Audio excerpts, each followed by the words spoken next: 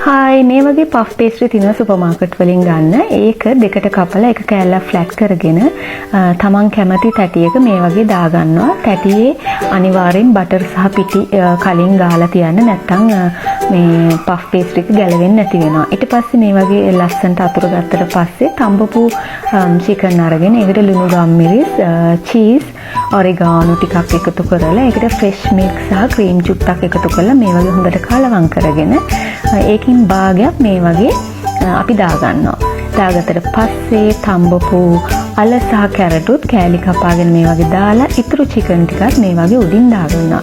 උඩින් දාගත්තට පස්සේ තමුන් කැමති නම් තවත් චීස් ටිකක් එකතු කරගන්න, ෆ්‍රෙෂ් ක්‍රීම් ටික සහ ඔරිගානෝ ටිකක් එකතු කරගෙන ඊට පස්සේ කලින් වෙන් කරපු අනිත් කෑල්ල ෆ්ලැට් කරලා මේ වගේ මේක වහගන්නවා. හොඳට සීල් කරන්න වටේ. ඊට පස්සේ බිත්තර සාරු ගාගෙන ඒකට මේ වගේ හේල් ටිකක් විද ගන්න. ඊට පස්සේ මෙයා යනවා බේක් වෙන්න. ඔන්න බේක් වෙලා ආවා. සුවඳ හොඳයි.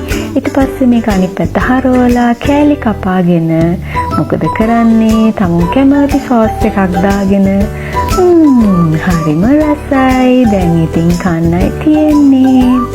pastry cakes.